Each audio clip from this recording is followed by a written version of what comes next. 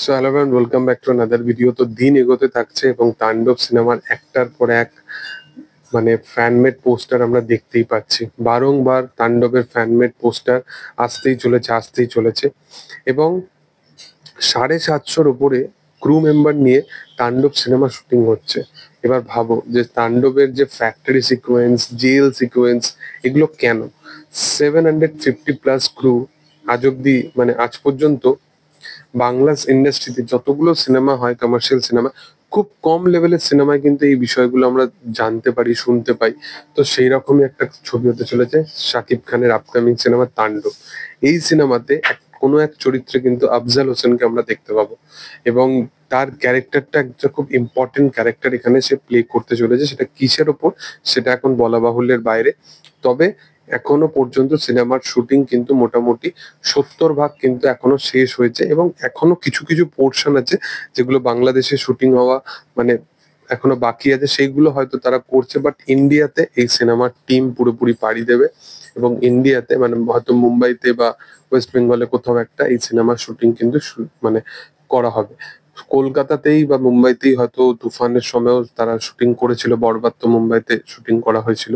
তো সেই রকমই কাইন্ড অফ কিছু পোর্শন আছে যেগুলো কিন্তু তারা ইন্ডিয়াতে শুট করবে এবং বাকি যে সমস্ত পোর্শন আছে যেগুলো থাইল্যান্ড বা ব্যাংকক এই সমস্ত জায়গায় পোর্শনে শুট করবে। সেখানে জিদ্দার ক্যামিও থাকবে কিনা আমি জানি না, কারণ জিদ্দা বেসিক্যালি তার নিউ যে প্রজেক্ট সেটার কিন্তু অ্যানাউন্সমেন্ট করে দিয়েছে। ফাইনালি জিদ্দা এমন একজন মানুষ যে অ্যানাউন্সমেন্ট করছিল না, বাট সে তার নেক্সট কি সিনেমা হবে সেটা কিন্তু সে জানিয়ে দিয়েছে। তো লায়ন এই মুহূর্তে আসবে না এবং লায়নের যেটা সমস্যা হয়েছিল সেটা হচ্ছে রেকি নিয়ে এবং প্রোডাকশন ভ্যালু নিয়ে একটুখানি সমস্যা তো হয়েই ছিল সিনেমাটার। কারণটা হচ্ছে একটা জাহাজের প্রচন্ড ভাবে একটা প্রয়োজনীয়তা ছিল এবং সেই জায়গাতে গিয়ে সিনেমাটা কোথাও গিয়ে একটা প্রবলেমেটিক সিচুয়েশনে আটকে যায় সিনেমাটা। তো যাই হোক, সেটা নিয়ে আর আলাদাভাবে কিছু বলার নেই। তবে যদি ক্যারেক্টারটার ইন্ট্রোডাকশন এইভাবে করানো যেতে পারে তো সেটা আলাদা রকমই একটা কিছু হবে এবং অডিয়েন্সের জন্য এটা একটা বিশাল লেভেলের একটা সারপ্রাইজিংলি অডিয়েন্স পাগল হয়ে যাবে এই জিনিসটা যদি কখনো সম্ভব হয় বড় পর্দায় এই জিনিসটাকে একসাথে দুটো মানুষকে দেখার। তো সেটা আলাদা রকমের একটা ক্রেজ তো বাড়বেই। তবে মূলত যেটা এখন আপডেট উঠে আসছে যে আফজাল হোসেনকে আমরা এই সিনেমাতে দেখতে পাবো কোনো এক চরিত্রে।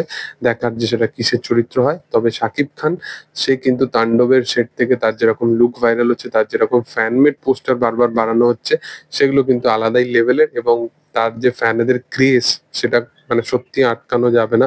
মানে সত্যি খুব অর্গানিকলি ক্রেজটা এটাকে ধরে রাখা যাবে না। এখনো স্টিল বরবাদ পাইরেসি হওয়ার পরও ডবল ডিজিটে কালেকশন করছে। তো এটা মেগাস্টার শাকিব খান বলেই সম্ভব। তো যাই হোক, তোমাদের কি বক্তব্য এই বিষয় নিয়ে সেটা তোমরা অবশ্যই কমেন্টে জানাতে পারো এবং ভিডিও যদি ভালো লেগে থাকে অবশ্যই তোমরা জানো কি করতে হবে, লাইক করো, শেয়ার করো, সাবস্ক্রাইব করো। Thank you all.